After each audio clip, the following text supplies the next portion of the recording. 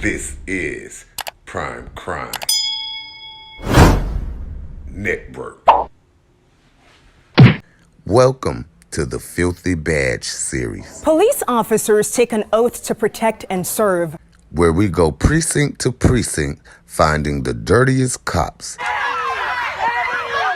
Delhi joined the force in 2015, but tonight he's in jail charged with rape. Some officers across the country are misusing that authority. And now, the accused.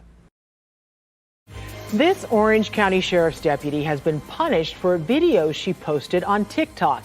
Yet, despite the punishment, she continues to create new videos while wearing her uniform. Yeah. Orange County Deputy Shelby Abramson received a 3-week suspension after investigators say she violated agency policy while posting videos on TikTok. So when you're looking at my belt, I have a taser and I have a gun. Only one gun, honey. Abramson has been creating TikTok videos of herself in uniform since shortly after she was hired by the agency less than 2 years ago. Those TikTok videos have earned her 80,000 followers. According to this internal report, although most of the videos Deputy Abramson posted were benign, some of the audio tracks contained foul language and sexually explicit lyrics. She say, babe, I'm nasty, I say me. So while I you in public, she say me. So. The school resource officer deleted this video after News 6 first reported about it, telling investigators she screwed up and shouldn't have posted that one. That type of don't faze a player. Besides placing the sheriff's office in disrepute, investigators say the deputy disobeyed her supervisor by continuing to create TikTok videos while on duty, despite being ordered to stop. So we're gonna do some squad talks with Shelby. Abramson defended her TikTok videos to investigators, saying her motive was the humanizing of the badge, that we're not just this bad guy behind a gun.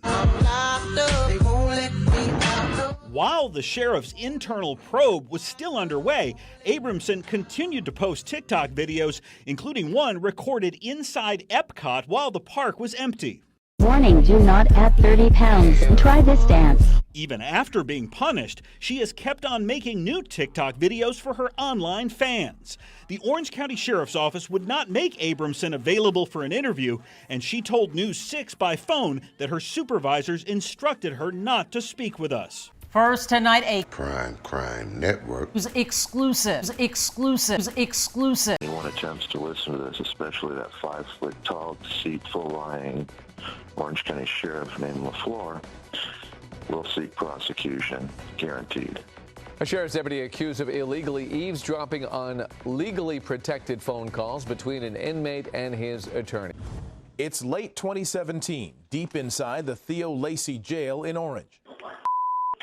Hate that guy.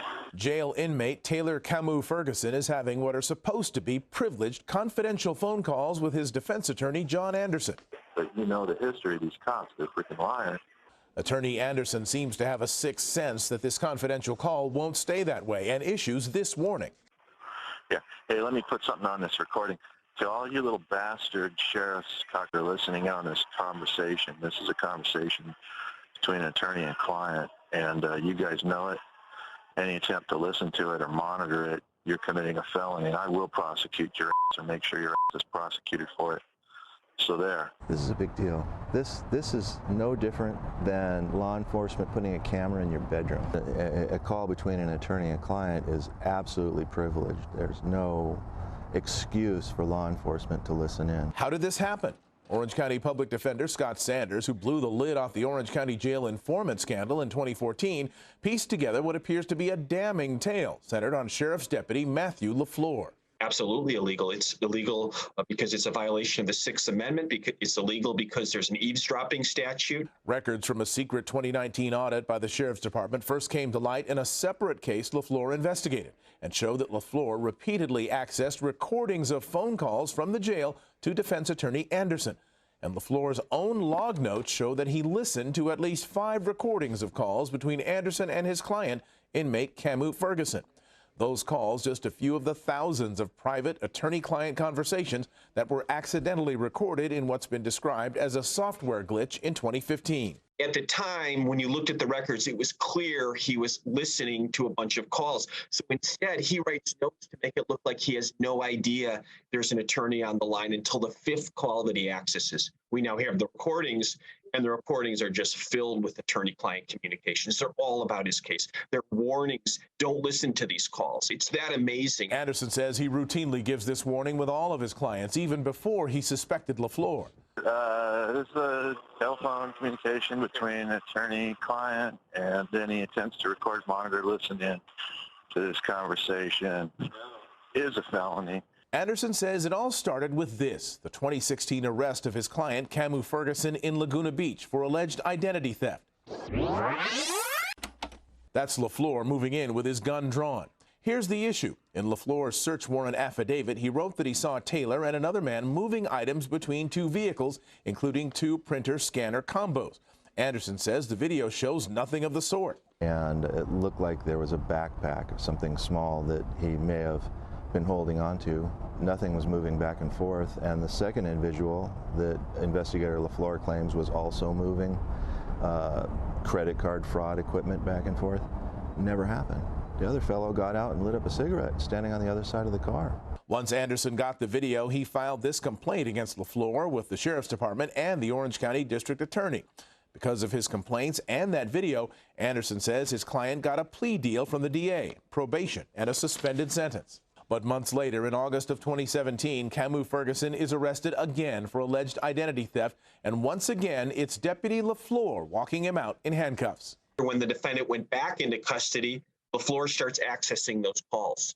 The same lawyer, and that's the only lawyer whose calls are accessed by LaFleur. So there's no chance in the world these weren't targeted calls. I believe he targeted me because I exposed him with the video. That vengeance is what led him to search for my calls. Here's more of what Deputy LaFleur heard on those calls. I'm hoping he doesn't try to pull some over like I signed and then he dropped some bomb on me. On the witness stand last year in a different case LaFleur investigated, he was asked if he listened to those confidential calls. He testified he doesn't remember.